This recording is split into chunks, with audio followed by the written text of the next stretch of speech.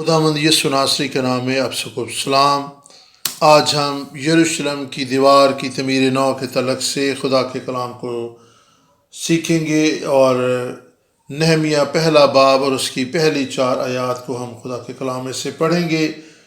20ویں برس کسلیو کے مہینے میں جب میں قصر سوسن میں تھا تو ایسا ہوا کہ حنانی جو میرے بھائیوں میں سے ایک ہے اور چند آدمی یہودا سے آئے، اور میں نے ان سے ان یہودیوں کے بارے میں جو بچ نکلے تھے اور اسیروں میں سے باقی رہے تھے اور یروشلم کے بارے میں پوچھا۔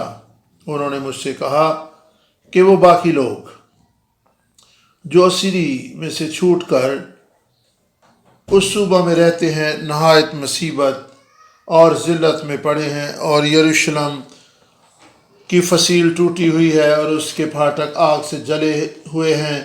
جب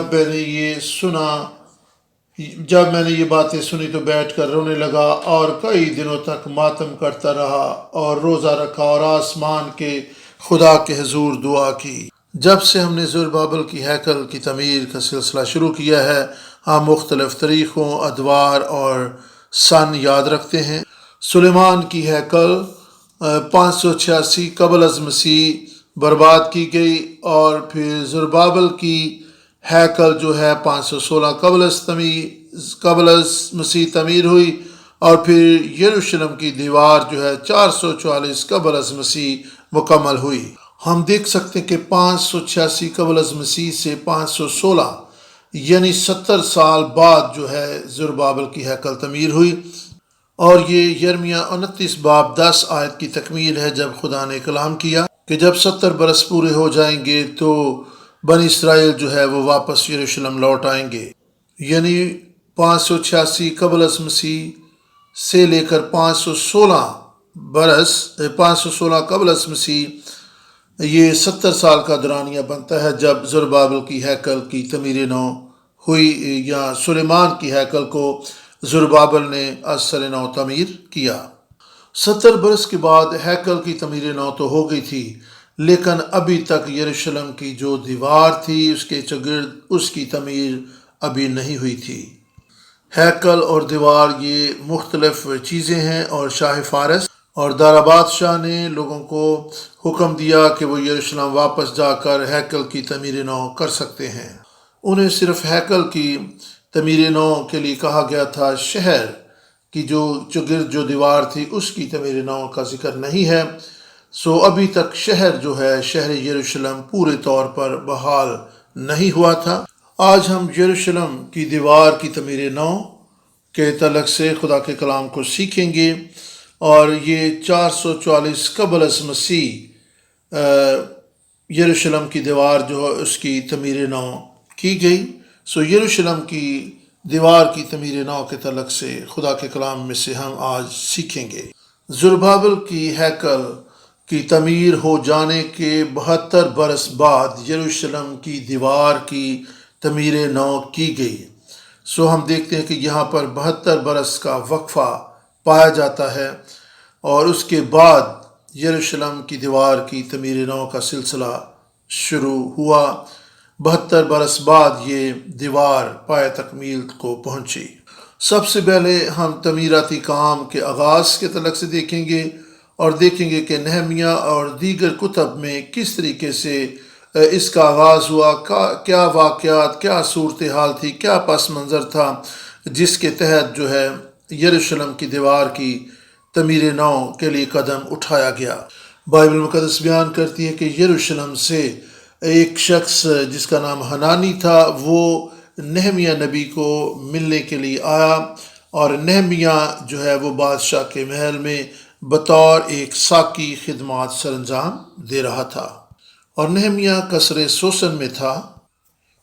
نہمیہ پہلا باب اور 11ویں آیت میں خدا کا کلام اس طرح سے بیان کرتا ہے، آئے خداوند میں تیری منت کرتا ہوں کہ اپنے بندہ کی دعا پر اور اپنے بندوں کی دعا پر جو تیرے نام سے ڈرنا پسند کرتے ہیں کان لگا، اور آج میں تیری منت کرتا ہوں اپنے بندہ کو کامیاب کر، اور اس شخص کے سامنے اس پر فضل کر، میں تو بادشاہ کا ساقی تھا۔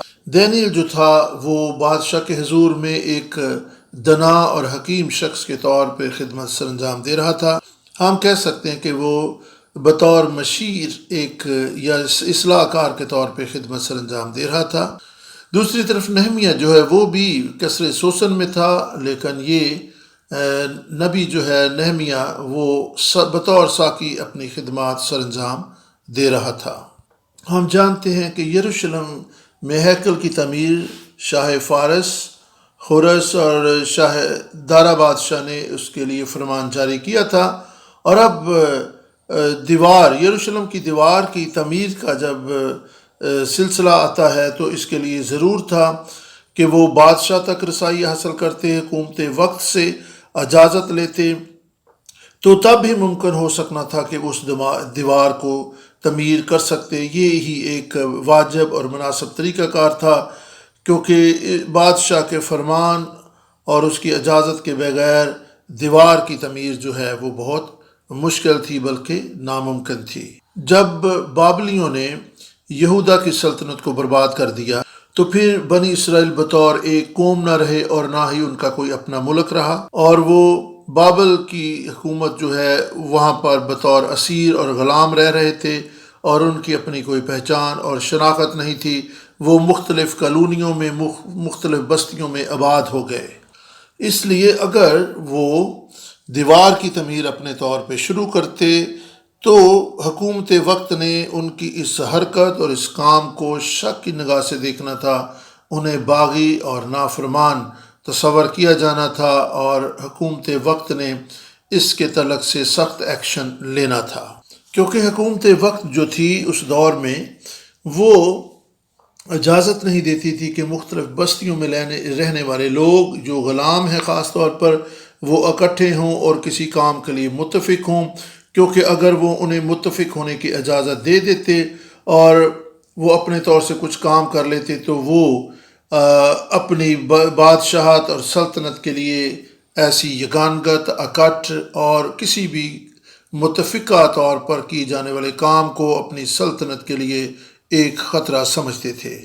حتیٰ کہ جب یروشلم ہیکل کی تعمیر ہو گئی اور لوگوں کو یروشلم واپس لوٹنے کی اجازت بھی مل گئی، وہ یروشلم میں آ کر آباد ہو سکتے تھے، رہ سکتے تھے، لیکن پھر بھی انہیں دیوار کی تعمیر کرنے کے لیے بادشاہ کی اجازت اور حکم نامے اور فرمان کی ضرورت تھی۔ ہیکل کی تعمیر کی اجازت شاہ فارس اور دارا بادشاہ نے دی تھی، اور نہمیہ کے دور میں جب نہمیہ کو علم ہوا کہ یروشلم کی حالت بہت خستہ ہے، دیواریں گری ہوئی ہیں، پھاٹک جلے ہوئے ہیں، تو اس وقت دارا بادشاہ جو ہے وہ برسر اقتدار تھا، اور شاہ فارس اور دارا بادشاہ کے دنوں میں جو دانیل نبی ہے وہ ان کے قریب ترین تھا۔ دانیل نبی نے جو بطور ایک مشیر اور اصلاح کار کام کرتا تھا، اس نے بادشاہ کو موقع دیا کہ وہ کتاب مقدس کا مطالعہ کرے۔ جب شاہ فارس خورس نے کتاب مقدس کا مطالعہ کیا تو اسے اپنا نام وہاں پر لکھا ہوا ملا۔ چونکہ نہمیہ بادشاہ کے محل میں بطور ساقی خدمت سر انجام دیتا تھا، اس لیے حنانی جو تھا اس نے سمجھا کہ نہمیہ جو ہے وہ بادشاہ کو یروشلم کی دیوار کی تعمیر نو کے لیے قائل اور مائل کر سکتا ہے اور اس سے اجازت لے سکتا ہے۔ اسی سوچ اور خیال کو لے کر حنانی اور اس کے ساتھی یروشلم سے نکلے اور انہوں نے سفر کیا اور بالآخر نہمیہ کے پاس پہنچے اور ساری صورتحال سے اس کو آگاہ کیا۔ ہم دیکھیں گے کہ یہ حنانی کون ہے۔ بائبل مقدس بیان کرتی ہے کہ حنانی جو تھا وہ نہمیہ کا بھائی تھا۔ اگر آپ نہمیہ پہلا باب اور پہلی آیت کو، خاص طور پہ دوسری آیت کو دیکھیں تو لکھا ہے کہ حنانی جو میرے بھائیوں میں سے ایک ہے، حنانی جو میرے بھائیوں میں سے ایک ہے، اور چند آدمی یہودا سے آئے اور میں نے ان یہودیوں کے بارے میں جو بچ نکلے تھے اور اسیروں سے باقی رہے تھے اور یروشلم کے بارے میں پوچھا۔ اس طرح اگر آپ نہمیہ 7 باب کی دوسری آیت کو دیکھیں تو وہاں پر خدا کے کلام میں لکھا ہے، تو میں نے یروشلم کو اپنے بھائی حنانی اور قلعہ کے حاکم حنانیہ کے سپرد کیا، کیونکہ وہ امانت دار اور بہتوں سے زیادہ خدا ترس تھا۔ یہاں پر بھی ہم دیکھ سکتے ہیں کہ نہمیہ نے اس بات کا اعتراف کیا ہے کہ حنانی اس کا بھائی ہے۔ آپ کو پتہ ہے کہ دور جدید میں بھی جب کسی کو برو یا بھائی کہا جاتا ہے کہ جی یہ تو میرا بھائی ہے، تو اس کا مطلب یہ ہوتا ہے کہ یہ شخص میرے بہت قریب ہے۔ اور ہم دیکھتے ہیں کہ یہاں پر تو جسمانی طور پر حنانی جو ہے وہ نہمیہ کا بھائی ہے، اور ہم سمجھ سکتے ہیں کہ وہ نہمیہ کے کس قدر قریب تھا، کیونکہ وہ اس کا سگا بھائی تھا۔ یہاں پر جو عبرانی لفظ بھائی کے لیے استعمال ہوا ہے وہ سگے بھائی کے لیے بھی ہے، اور کسی ایسے شخص کے لیے بھی استعمال ہوا ہے جو کسی شخص کے بہت قریب ہو، جسے کوئی شخص کہے کہ یہ تو میرا بھائی ہے۔ لیکن بائبل مقدس اس بات کو بالکل واضح کرتی ہے کہ حنانی جو ہے وہ نہمیہ کا رشتے میں سگا بھائی تھا، اور وہ اس کے بہت قریب تھا۔ اور بائبل مقدس مختلف حوالہ جات میں اس بات کی تصدیق بھی کرتی ہے۔ حنانی نہمیہ کا بھائی تھا، اور وہ اپنے بھائی نہمیہ سے ملنے کے لیے اس کے شہر میں قصر سوسن میں آیا۔ چونکہ حنانی نہمیہ کا سگا بھائی تھا، تو اس لیے حنانی کا نہمیہ کے پاس جانا ایک فطری بات ہے۔ اور یہاں پر دیکھتے ہیں کہ نہمیہ جو ہے وہ کامیاب ہے، وہ خوشحال ہے، اور دنیاوی طور پر بھی دیکھیں تو اگر 7 بھائی ہوں اور ان میں سے ایک زیادہ ترقی کر جائے، وہ مال و دولت سے مالا مال ہو، اور اس کے پاس دھن دولت ہو، کامیاب ہو، اس کے پاس عزت ہو، تو ظاہر ہے کہ کوئی شخص جو ہے اپنے اس بھائی کے پاس جانے میں ہچکچاہٹ محسوس نہیں کرے گا، کیونکہ اس کے پاس اس کی مدد کرنے کے لیے کچھ ہے۔ سو وہ اس کے پاس جا سکتا ہے، کیونکہ اسے توقع ہے کہ اگر میں اپنے بھائی کے پاس جاؤں گا تو وہاں سے میری یہ ضرورت پوری ہوگی، میرا یہ مسئلہ حل ہو جائے گا۔ سو یہ فطری بات تھی کہ حنانی اپنے بھائی نہمیہ کے پاس جا سکتا تھا، اور وہ گیا، اور وہ اس کے ساتھ ملنا چاہتا تھا۔ بعض لوگ یہ بھی کہتے ہیں کہ حنانی جو ہے خاص طور پر وہاں پر نہمیہ کو یہ ساری رپورٹ دینے کے لیے نہیں گیا تھا، بلکہ وہ تو اسے ملنے کے لیے اور شخصی طور پر اس سے کوئی مدد لینے کے لیے وہاں پر گیا تھا۔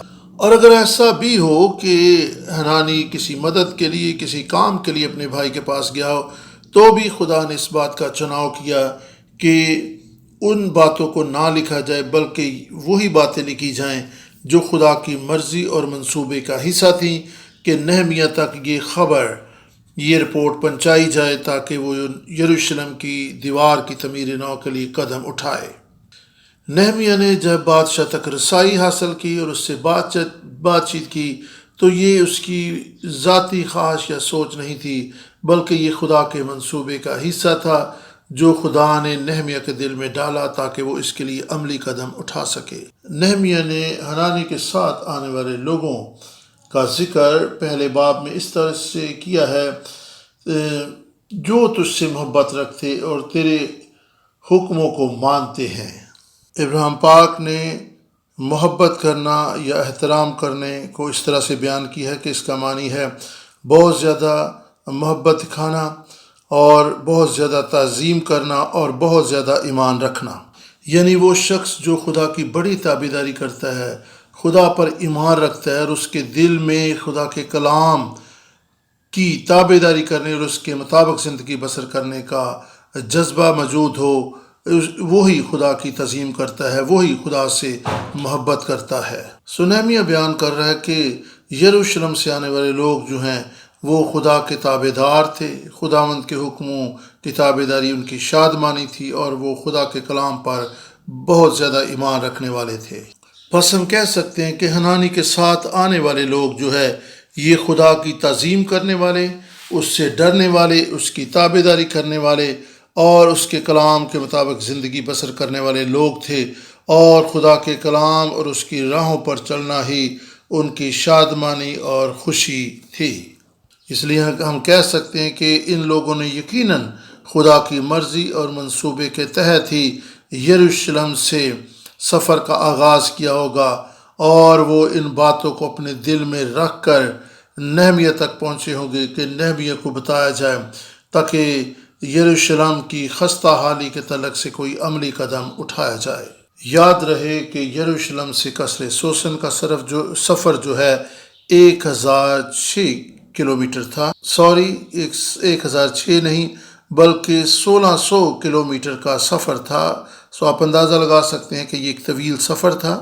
ہم جانتے ہیں کہ بیابانی سفر کے دوران بنی اسرائیل ہر روز 25 سے 30 کلومیٹر کا سفر کیا کرتے تھے۔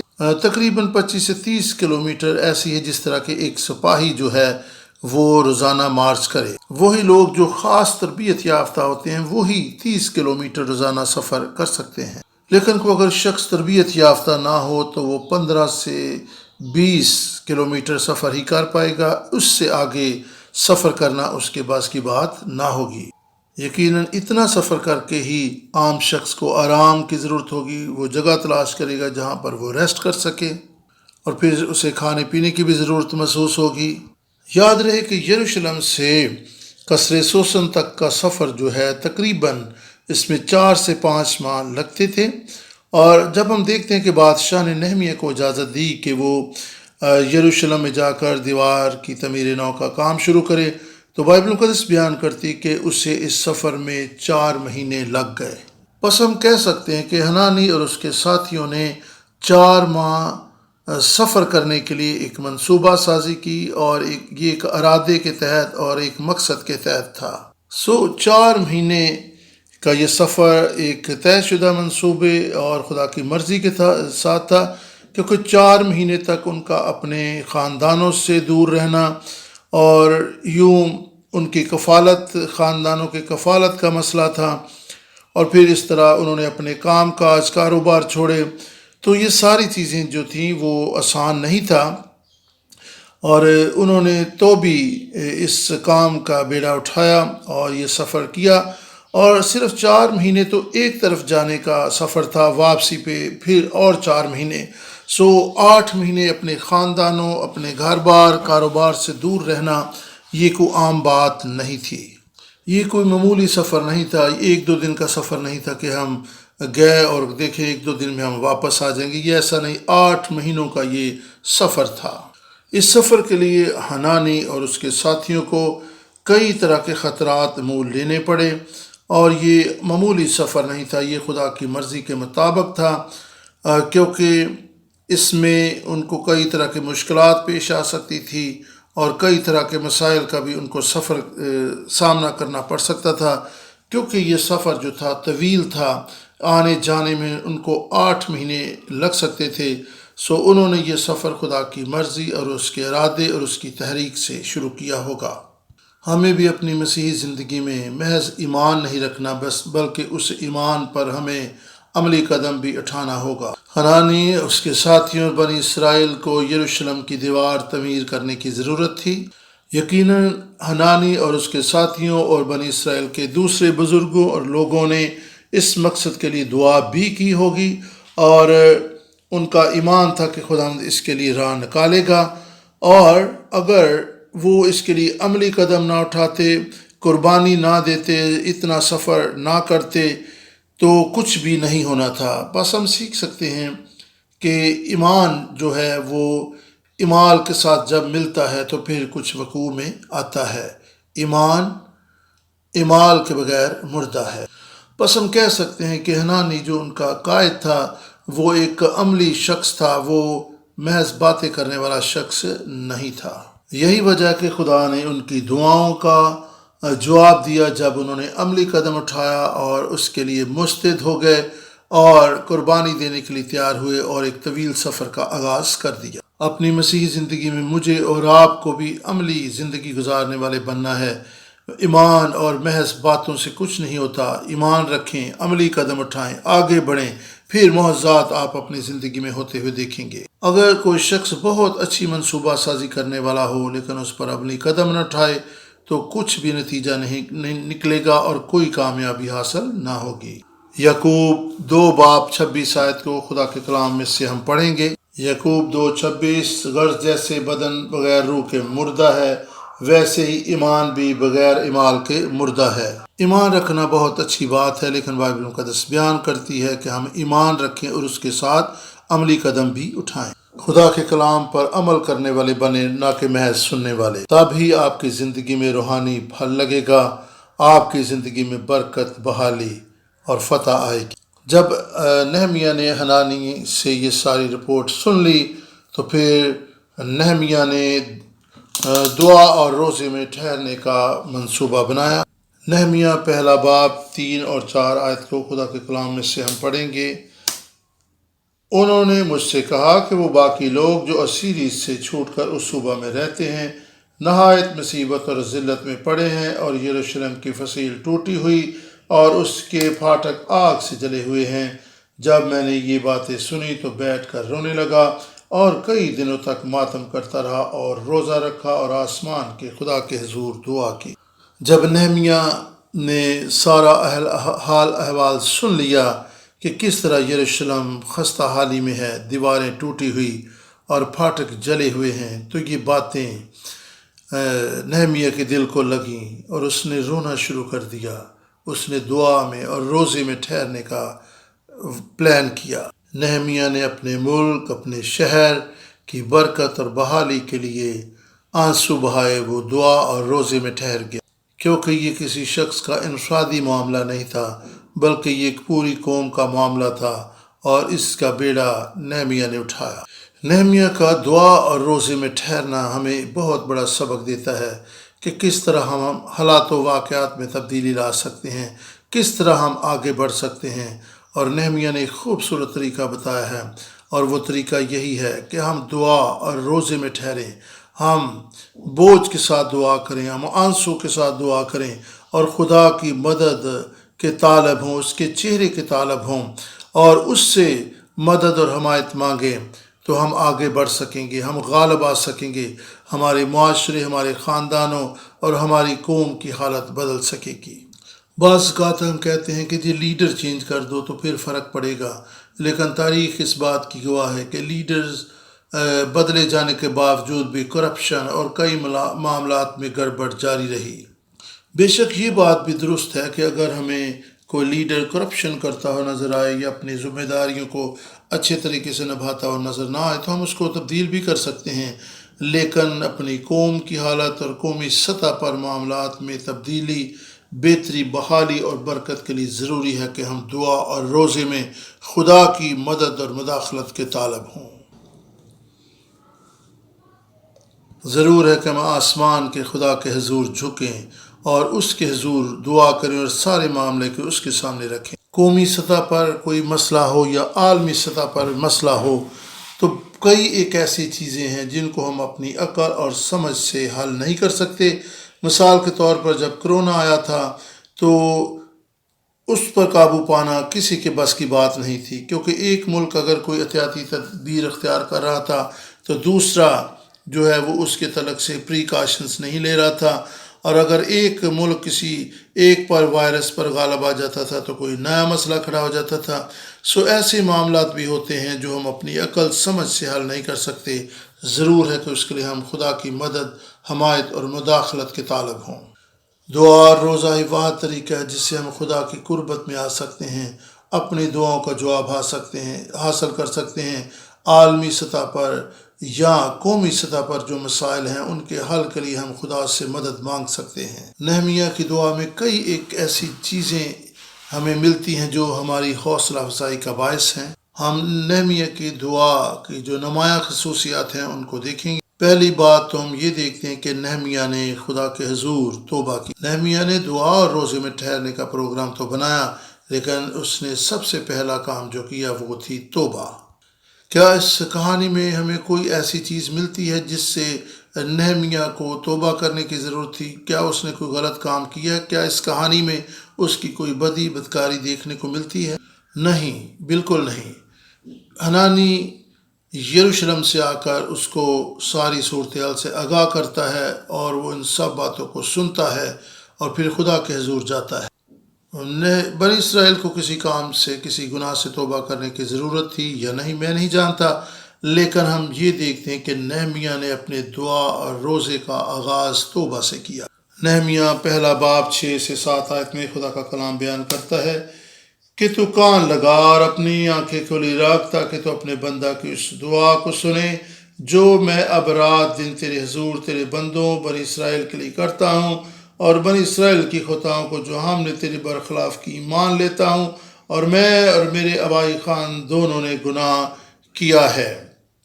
ہم نے تیرے خلاف بڑی بدی کی ہے اور ان حکموں اور آئین اور فرمانوں کو جو تو نے اپنے بندہ موسیٰ کو دیے نہیں مانا۔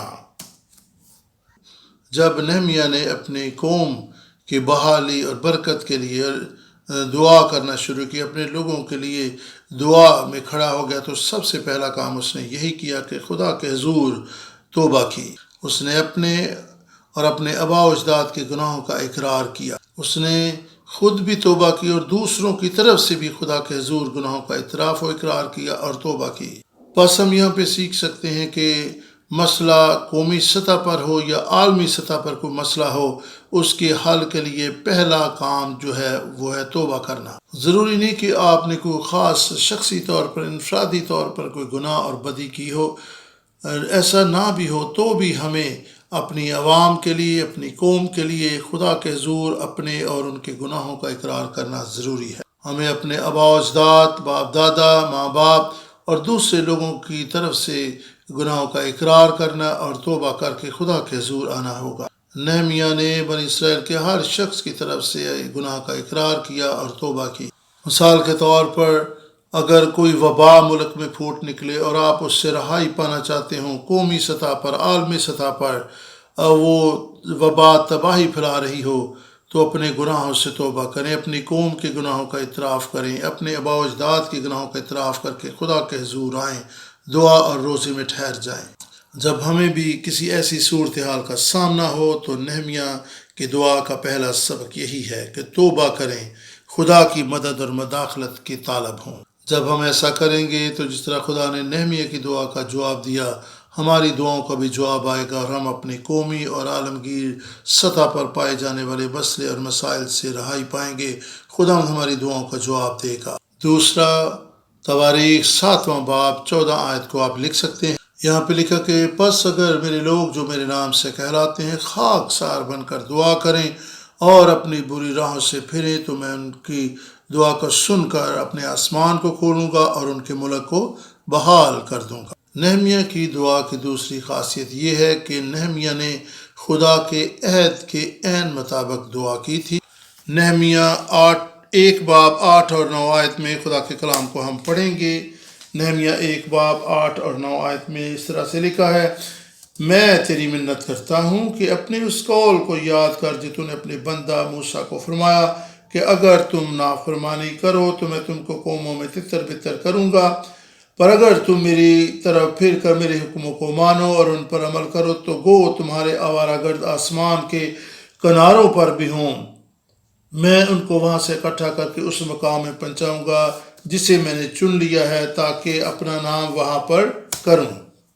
یہاں پر دیکھیں تو نہمیہ استثنا 30 باب اور اس کی وہاں پر یہ جو کلام لکھا ہوا ملتا ہے اس کا حوالہ خدا کے حضور میں دے رہا ہے، جو کہ استثنا 30 باب میں لکھا ہوا ہے۔ استثنا 30 باب اور اس کی پہلی 4 آیات میں آپ نہمیہ کی دعا میں موجود اس حوالے کو دیکھ سکتے ہیں جو خدا کے حضور اس نے پیش کیا۔ یاد رہے کہ خدا کے کلام اور اس کے عہد کے مطابق دعا کرنا بہت ہی ضروری اور اہم ہے، لیکن میں یہاں پر واضح کرنا چاہتا ہوں کہ دعا میں کلام کو شامل کرنا اس نقطہ نظر سے کہ ہماری دعا کا جواب جلد آئے گا، خدا ہماری دعا کا جواب یقیناً دے گا، ایسا کچھ بھی نہیں ہے۔ دعا میں کلام کو شامل کرنے کا یہ بالکل مقصد یا مطلب نہیں ہوتا کہ ہم خدا کی مرضی کے مطابق دعا کر رہے ہیں۔ دعا میں محض خدا کے کلام کو شامل کرنا جو ہے، اس سے ہماری دعا میں بہتری نہیں آتی اور نہ اس کا دعا کا جواب جلد آتا ہے۔ اس طرح تو پھر وہ شخص جس نے خدا کے کلام کی مختلف آیات کو اچھے طریقے سے یاد کیا ہے، بآسانی اپنی دعا میں پیدائش سے مکاشفہ تک کئی ایک آیات کا حوالہ دے سکتا ہے تاکہ اس کی دعا کا جواب جلد آئے، اس کی دعا جو ہے وہ زیادہ مؤثر ہو، لیکن ایسا بالکل نہیں۔ یہودیوں کے درمیان یہ ایک عام رواج تھا کہ بچے کے 12 برس کے ہونے تک اس کو ساری تریت جو ہے وہ زبانی یاد کرنا ہوتی تھی۔ 12 برس کی عمر سے پہلے یہودی بچے کو پیدائش، خروج، احبار، گنتی اور استثنا کی کتابیں زبانی یاد کرنا ہوتی تھیں۔ 12 برس کی عمر تک یا اس سے پہلے انہیں خدا کے کلام میں سے ان 5 کتابوں کا مطالعہ اور ان کی تلاوت کرنا لازمی ہوتا تھا۔ میں یہ نہیں کہہ رہا کہ خدا کے کلام کی تلاوت کرنا یا اس کو یاد کرنا کوئی بری چیز۔ جب آپ دعا کرتے ہیں تو کلام کو دعا میں شامل کریں، اچھی بات ہے۔ خدا کے کلام کی مختلف آیات کو زبانی یاد کریں، یہ بھی بہت اچھی بات، لیکن یہ اس بات کی کوئی گارنٹی نہیں ہے کہ آپ خدا کے کلام، اس کی مرضی یا عہد کے مطابق دعا کر رہے ہیں۔ اس سے دعا کے جواب میں آنے میں جو ہے وہ کم وقت لگے گا، جلد جواب آئے گا، ایسا کچھ بھی نہیں ہے۔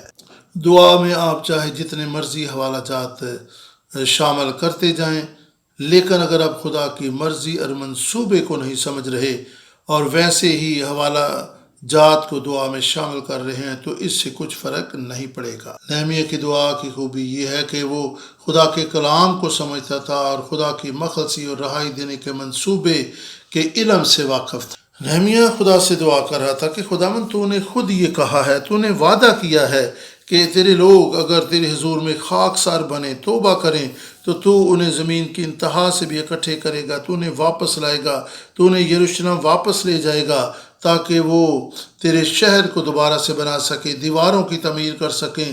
خداوند یہ تو تیرا ہی کلام ہے، یہ تو تیرا ہی وعدہ ہے۔ وہ خدا کی مرضی اور منصوبے کے عین مطابق دعا کر رہا تھا۔ وہ نہ صرف خدا کے کلام کو جانتا تھا بلکہ وہ خدا کی مرضی اور منصوبے سے بھی آگاہ اور واقف تھا، اور خدا کی مرضی اور منصوبے کو خدا کے سامنے رکھ کر خدا کو یاد دلا رہا تھا۔ وہ کہہ رہا تھا کہ خداوند اپنے وعدہ کو پورا کر۔ خدا کی مرضی کے مطابق دعا کرنے کے لیے بہت ضروری ہے کہ ہم خدا کی مرضی اور اس کے ارادے اور اس کے عہد کو سمجھیں۔ یوحنا 15 باب اور 7 آیت میں خدا کا کلام میں لکھا ہے، اگر تم مجھ میں قائم رہو اور میری باتیں تم میں قائم رہیں تو جو چاہو مانگو وہ تمہارے لیے ہو جائے گا۔ یہ ہمارے خداوند یسوع مسیح کا کلام اور اس کا وعدہ ہے۔ خدا کے کلام میں لکھا، اگر تم مجھ میں قائم رہو اور میری باتیں تم میں قائم رہو۔ یہاں خدا کے کلام کو پڑھنے، اس کو رٹا لگانے یا اس کا حوالہ دینے کی بات نہیں کی جا رہی۔ خدا کے کلام کو پڑھنا، یاد رکھنا اچھی بات ہے، لیکن یہاں پر ہم دیکھتے ہیں کہ خداوند یہ چاہتا ہے کہ ہماری باتیں اس میں قائم ہو جائیں اور ہم اس میں قائم ہو جائیں۔ اگر تم میرے حکموں کے مطابق زندگی بسر کرو گے تو جو کچھ تم میرے نام سے چاہو گے وہ ہو جائے گا۔ بھائیو بہنوں، میری دعا ہے کہ خداوند خدا ہمیں حکمت دانائی بخشے تاکہ ہم اس کی مرضی اور منصوبے کے عین مطابق دعا کرنے والے بن جائیں۔ آمین، ہاللویہ۔ نہمیہ کی دعا کی تیسری خاصیت یہ ہے کہ اس نے بالکل واضح طور پر دعا کی تھی۔ اگر ہم نہمیہ 1 باب اور اس کی گہرات کو دیکھیں، آئے خداوند میں تیری منت کرتا ہوں کہ اپنے بندہ کی دعا پر اور اپنے بندوں کی دعا پر جو تیرے نام سے ڈرنا پسند کرتے ہیں کان لگا، اور آج میں تیری منت کرتا ہوں اپنے بندہ کو کامیاب کر اور اس شخص کے سامنے اس پر فضل کر۔ اس شخص کے سامنے، یہاں پر نہمیہ کس شخص کی بات کر رہا ہے؟ یہاں پر اس شخص سے مراد ارتخشستہ بادشاہ ہے۔ نہمیہ کے دعا کر رہا تھا کہ ارتخشستہ بادشاہ کے سامنے اس کو کامیابی ملے اور خداوند اس پر فضل کرے۔ ارتخشستہ بادشاہ کے فرمان سے یروشلم کی دیوار کی تعمیر نو کا کام آسان ہو جانا تھا، اس میں تیزی آ جانی تھی اور اس کو کامیابی بھی ملنی تھی۔ نہمیہ واضح طور پر دعا کر رہا تھا کہ اسے ارتخشستہ بادشاہ کے سامنے کامیابی حاصل ہو اور اس پر اس کی نظر عنایت ہو، تاکہ نہمیہ جب خود بادشاہ کے حضور اپنی درخواست لے کر جائے تو وہ اس کو منظور کرے اور اس کے لیے فرمان جاری کر دے۔ تو یہاں پر ہم یہ سیکھتے ہیں کہ ہماری دعا بھی بالکل واضح اور مخصوص اور صاف ہونی چاہیے۔ جب ہم دعا کریں تو ہمیں واضح طور پر دعا کرنا چاہیے، یہ نہیں کہ ہم عمومی طور پر دعا کریں کہ خداوند دنیا پر رحم کر، دنیا کو بچا، بلکہ ہمیں خاص طور پر اپنے خاندان اور ایک ایک فرد کا نام لے کر خاص مقصد کے لیے ان کی صحت سلامتی تندرستی کے لیے دعا کرنی چاہیے، کیونکہ جب ہم کسی شخص کا نام لے کر دعا کرتے ہیں تو ہماری توجہ اس شخص پر مرکوز ہو جاتی ہے۔ اور نہمیہ کو دیکھیں تو اس نے اسی طرح سے دعا کی، اور مخصوص اور واضح طور پر اس نے اپنے لوگوں کے لیے دعا کی کہ خداوند بنی اسرائیل پر جو اس کے لوگ ہیں خداوند رحم کر اور انہیں آزادی بخش دے، تاکہ خداوند تیرے لوگ جو ہیں وہ یروشلم کی شہر کی جو دیواریں ہیں ان کی تعمیر نو کر سکے، انہیں شکتی دے، بادشاہ کے حضور ان پر مہربانی کر، فضل کر، تاکہ انہیں اسے اجازت ملے تاکہ وہ یروشلم جا کر اس کام کا بیڑا اٹھا سکے اور اس کام میں لگ جائے۔ جب ہم واضح دعا کریں گے تو ہم مخلص دل سے واضح طور پر خدا کے حضور دعا کرنے والے ہوں گے۔ خداوند ہماری مدد اور خداوند ہماری رہنمائی کرے گا تاکہ ہم واقع دل سے اس کے حضور اپنی دعائیں اور درخواستیں رکھ سکیں۔ ایسا نہیں کہ ہم کہیں خداوند تو ہمارے مانگنے سے پہلے ہی جانتا ہے۔ بے شک خداوند ہمارے مانگنے سے پہلے جانتا ہے، لیکن ہم واضح طور پر دعا کرنی ہے۔ آپ کو کیا چاہیے، کس مقصد کے لیے آپ دعا کر رہے ہیں؟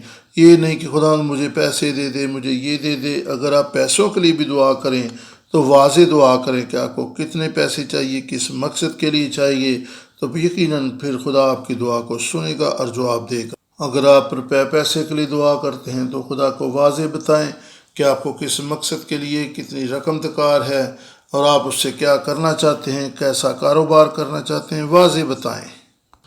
اگر ہم نے کوئی پروگرام کا انعقاد کیا ہے تو اب خدا کے حضور میں واضح دعا کریں کہ خداوند بارش نہ ہونے پائے، کیونکہ ہم نے یہ پروگرام رکھا ہے۔ خداوند اگر یہ بارش ہوگی تو یہ وقت اور روپیہ پیسہ ضائع ہوگا، اور خداوند ہمیں اچھا موسم دے تاکہ ہم اس پروگرام کو پایا تکمیل تک پہنچا سکیں۔ واضح طور پر آپ دعا کرنے والے بنیں۔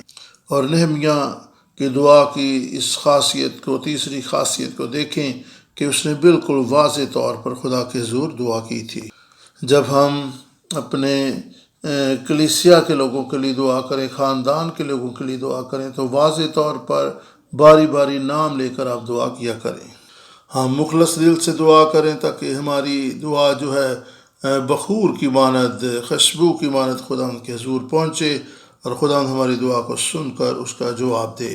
تیسرے نمبر پر ہم نہمیہ کی دعا کا جواب دیکھتے ہیں کہ خدا نے اس کی دعا کا جواب دیا۔ اور پھر پہلے نمبر پر ہم دیکھتے ہیں کہ بادشاہ نے سب سے پہلے نہمیہ سے کچھ پوچھا۔ سب سے پہلے ہم دیکھتے ہیں کہ خدا نے بادشاہ کو تیار کیا کہ وہ نہمیہ سے کچھ پوچھے۔ سب سے پہلے دعا کے جواب کا ہم طریقہ کار دیکھتے ہیں کہ خدا نے بادشاہ کو قائل کیا کہ وہ نہمیہ سے بات چیت کرے، اور اس کے لیے ہم نہمیہ دوسرا باب 2 سے 4 آیت کو دیکھ سکتے ہیں۔ آج کے دور میں ہم اپنے باس سے یا اپنے کسی سینئر سے بڑی آزادی سے بات کر سکتے ہیں، شاید، لیکن کسی ملک کے صدر یا اعلیٰ عہدے پر فائز شخص سے گفتگو کرنا آسان نہیں ہے۔ اس دور میں بھی ایسے ہی تھا کہ بادشاہ سے کوئی فضول بات نہیں کر سکتا تھا، اور اگر کوئی ایسی بات کرتا جو بادشاہ کو ناپسند آتی تو اس کو قتل کیا جا سکتا تھا۔ نہمیہ کے لیے یہ آسان نہیں تھا کہ وہ بادشاہ کے پاس جائے اور اپنی کہانی اس کو بتائے۔ اس دور کی تہذیب و تمدن یہ اجازت نہیں دیتی تھی کہ کوئی بھی شخص جو ہے وہ بادشاہ سے سلسلہ گفتگو بڑھا سکے۔ اگر نہمیہ ہی بادشاہ کے حضور سلسلہ گفتگو شروع کرتا تو اس کے لیے ضروری تھا کہ وہ ایک ترتیب اور منصوبے کے تحت بادشاہ کے پاس جاتا اور اسے سب کچھ بتاتا اور اس سے درخواست کرتا کہ اسے اتنی چھٹی دی جائے تاکہ وہ یروشلم جا سکے، اور یوں اس نے درخواست کے طور پر ایک منصوبہ کے تحت اپنی بات بادشاہ کے سامنے رکھنی تھی۔ لیکن اس میں یہ امکان بھی تھا کہ اس کی بات کو غلط سمجھا جاتا اور بادشاہ اس سے ناخوش ہوتا کہ یہ کیوں چھٹی چاہتا ہے، کیا یہ یہاں سے فرار ہونا چاہتا ہے۔ اگر نہمیہ کی بات کو غلط سمجھا جاتا تو بآسانی اسے قتل کیا جا سکتا تھا۔ پس نہمیہ کے لیے یہ کام آسان نہیں تھا۔ اس نے اگر اپنے طور پہ گفتگو کرتا اور بادشاہ سے بات چیت کرتا تو اس نے اپنی جان کو ہتھیلی پر رکھ کر ایسا کرنا تھا۔ لیکن نہمیہ بادشاہ کے حضور جانے سے پہلے دعا اور روزے میں ٹھہرا رہا اور خدا کے حضور دعا کرتا رہا۔ اس نے ابھی تک بادشاہ سے کوئی بات نہیں کی تھی اور وہ صرف دعا کرتا رہا اور دعا اور روزے میں ٹھہرا رہا۔ لیکن خدا نے ارتخشستہ بادشاہ کے دل کو قائل کیا کہ وہ نہمیہ سے بات چیت کرے۔ خدا نے ارتخشستہ بادشاہ کو قائل کیا کہ وہ نہمیہ سے پوچھے کہ اس کا چہرہ اداس کیوں ہے، کیا وہ بیمار ہے۔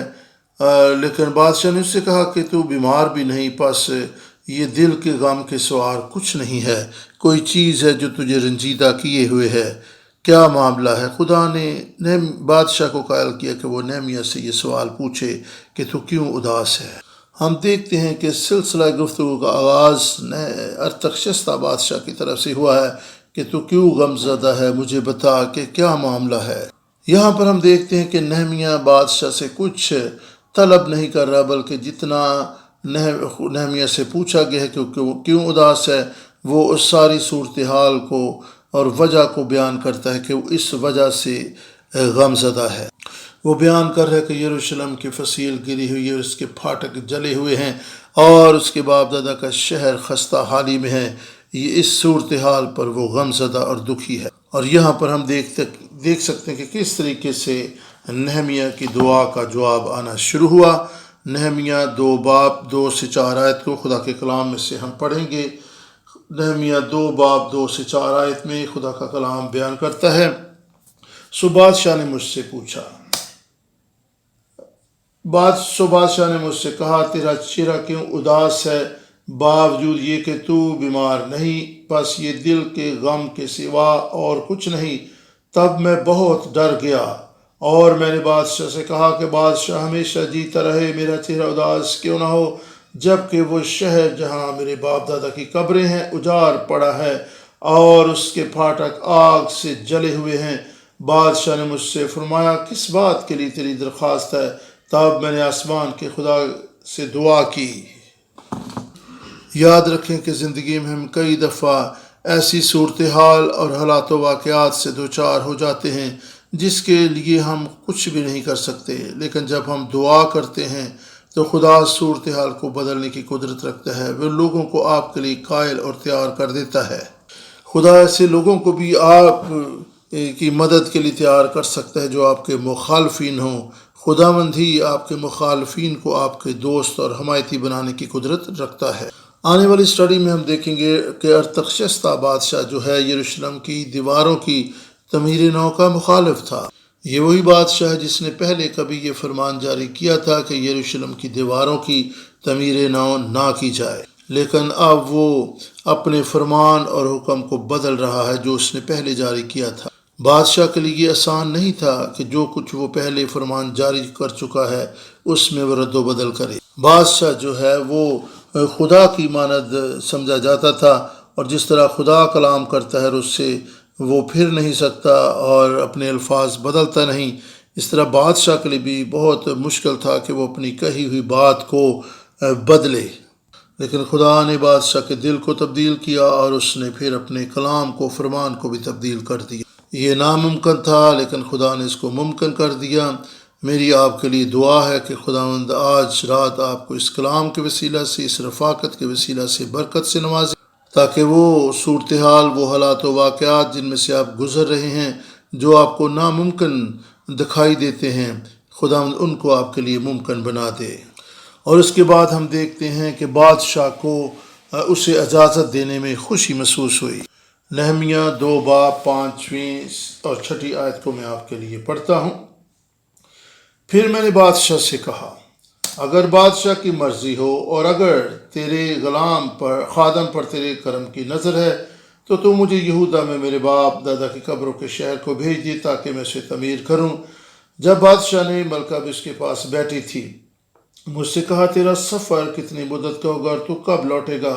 غرض بادشاہ کی مرضی ہوئی کہ مجھے بھیجے اور میں نے وقت مقرر کر کے اسے بتایا۔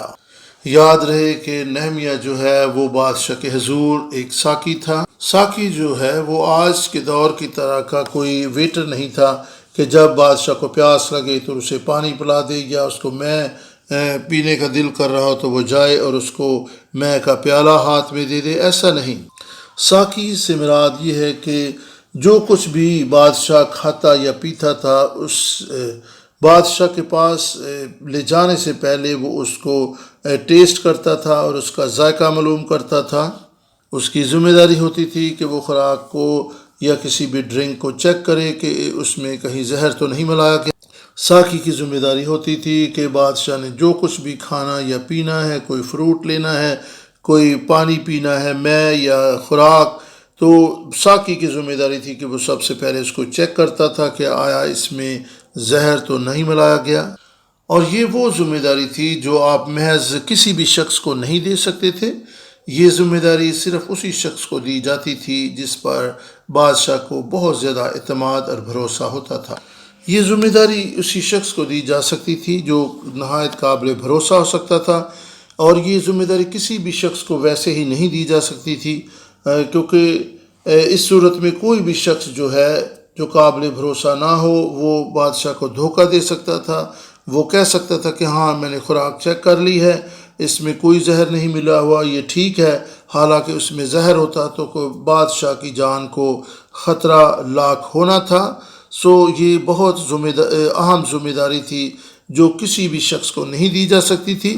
اگر نہمیہ چھٹی پر جاتا تو پھر بادشاہ کو کسی ایسے شخص کو اس ذمہ داری پر، اس ڈیوٹی پر مامور کرنا تھا جو نہمیہ کی طرح قابل اعتماد ہوتا۔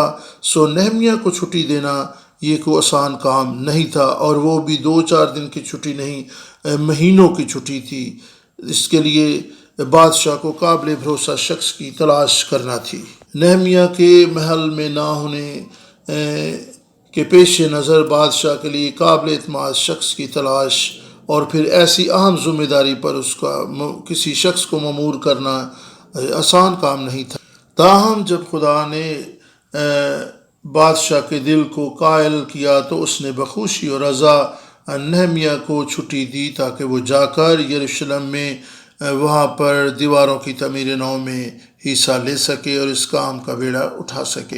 بادشاہ کو علم تھا کہ نہمیہ کے جانے کی وجہ سے ایک اہم پوسٹ جو ہے وہ خالی ہو جائے گی، اور اس پر کسی کو مامور کرنا اتنا آسان بھی نہیں ہوگا، ایسا شخص کا تلاش کرنا آسان کام نہیں ہوگا۔ تو بھی خدا کی نظر عنایت مہربانی سے بادشاہ کو خدا نے قائل کیا کہ وہ نہمیہ کو جانے کی اجازت دے دے۔ جب نہمیہ نے خدا کے زور دعا کی تو خدا نے ارتخشستہ بادشاہ کے دل کو تبدیل کر دیا۔ ایمان رکھیں کہ جب آپ دعا کریں گے خدا بھی آپ کے حالات و واقعات کو بدلے گا اور آپ کے دشمنوں کے آپ کو دوست بنا دے گا۔ تیسرے نمبر پر دیکھیں کہ خدا نے بادشاہ نے اس کو صرف اجازت نہیں دی بلکہ سپاہی اور سوار اور سردار اور تعمیر کے لیے جو سامان درکار تھا خدا نے اس کو بھی مہیا کیا۔ خدا نے بادشاہ کے دل کو قائل کیا کہ وہ نہمیہ کے ساتھ سپاہی اور سامان بھی فراہم کرے۔ نہمیہ 2 باب 8 اور 9 آیت میں خدا کا کلام اس طرح سے بیان کرتا ہے، اور آصف کے لیے جو شاہی جنگل کا نگہبان ہے ایک شاہی خط ملے کہ وہ ہیکل کے قلعہ کے پھاٹکوں کے لیے اور شہر پناہ کے لیے، شہر پناہ اس کے گھر کے لیے جس میں رہوں گا، کڑیاں بنانے کو مجھے لکڑی دے۔ اور چونکہ میرے خدا کی شفقت کا ہاتھ مجھ پر تھا، بادشاہ نے میری عرض قبول کی۔ تب میں نے دریا پار کے حاکموں کے پاس پہنچ کر بادشاہ کے پروانے ان کو دیے، اور بادشاہ نے فوجی سرداروں اور سواروں کو میرے ساتھ کر دیا۔ دیکھیں بادشاہ نے محض یہ نہیں کہا کہ ہاں ٹھیک ہے تم جاؤ، بلکہ خدا نے بادشاہ کو قائل کیا کہ وہ سپاہی اور ساز و سامان بھی اس کے ساتھ کر۔ ہم نے دیکھا کہ زربابل کی ہیکل کی تعمیر کے بعد 72 سال تک یروشلم کی دیواروں کی تعمیر نو کا کام رکا رہا، لیکن جب نہمیہ اس کام میں آ گیا اور اس نے یہ ذمہ داری لی تو آپ کے خیال میں کتنے وقت میں یہ کام پایہ تکمیل کو پہنچا جو 72 سال سے رکا ہوا تھا؟ وہ کام جو 72 سالوں سے رکا ہوا تھا 52 سالوں میں پایہ تکمیل کو پہنچ گیا۔ صرف 52 دنوں میں یروشلم کی دیواروں کی تعمیر نو کا کام مکمل ہو گیا۔ لیکن جب خدا نے بادشاہ کے دل کو قائل اور مائل کیا اور بادشاہ کے حضور خدا نے نہمیہ پر فضل کیا تو سب کچھ بدل گیا اور سب کچھ مہیا بھی ہو گیا اور راہیں ہموار ہوئیں اور نہمیہ کے لیے ممکن ہو گیا کہ اس مشکل کام کو مختصر وقت میں سر انجام دے سکے۔ حاصل کلام یہی ہے کہ جب ہم دعا کریں گے تو خدا جواب دے گا۔ نہمیہ 2 باب اور اس کی 20ویں آیت کو ہم خدا کے کلام میں سے پڑھیں گے، اور یہاں پر یوں مرقوم ہے، تب میں نے جواب دے کر ان سے کہا، آسمان کا خدا وہی ہم کو کامیاب کرے گا، اسی سبب سے ہم جو اس کے بندے ہیں اٹھ کر تعمیر کریں گے، لیکن یروشلم میں تمہارا نہ تو کوئی حصہ ہے، نہ حق، نہ یادگار ہے۔ جب ہم دعا کریں گے تو خدا نہمیہ کی طرح ہمیں بھی کامیابی دے گا، خواہ آپ کسی مالی معاشی مصیبت یا مشکل کے شکار ہوں، کسی بیماری کا شکار ہوں، کسی مصیبت میں گرفتار ہوں، جب ہم دعا کریں گے خداوند ہمیں رہائی بخشے گا۔ دعا کے جواب میں خداوند آپ کے کاروبار کو کامیابی بخشے گا۔ دعا کے جواب میں خداوند آپ کے بچوں کی تعلیم میں ترقی بخشے گا، آپ کے مالی وسائل کو خدمت کو بڑھائے گا، خواہ آپ کی شخصی صحت کا مسئلہ ہو، خداوند اس میں بھی بہتری لائے گا۔ آج ہم نے نہمیہ کی کہانی میں دیکھا کہ دعا کے جواب میں کامیابی آتی ہے، حالات بدل جاتے ہیں اور خداوند کا ہاتھ آپ کے لیے بڑھتا ہے اور وہ آپ کے لیے حالات سازگار بنا دیتا ہے۔ میری دعا ہے کہ میں اور آپ دعا کرنے والے بن جائیں، کامیاب لوگ بن جائیں۔ جب ہم دعا کریں گے خداوند ہمیں کامیابی سے ہمکنار کرے گا۔ خدا ہمیں سکھا رہا ہے کہ ہم دعا کرنے والے بن جائیں، ہم توبہ کرنے والے بن جائیں، واضح طور پر دعا کرنے والے بن جائیں، اپنے اور دوسرے لوگوں کے گناہوں کا اقرار کرنے والے اور دوسروں کی مشکل اور مصیبت کو دیکھ کر رکھنے میں کھڑے ہونے والے بن جائیں، شفاعت کرنے والے بن جائیں۔ جب ہم خاکسار بن کر دعا کریں گے خداوند آسمان کو جو اس کا اچھا خزانہ ہمارے لیے کھول دے گا، ہمارے لیے ہمارے ملک کو بحال کر دے گا، ہماری کلیسیوں خاندانوں میں برکت لائے گا اور ہم خدا کی برکت کا تجربہ کریں گے۔ خداوند آپ سب کو برکت دے، آمین۔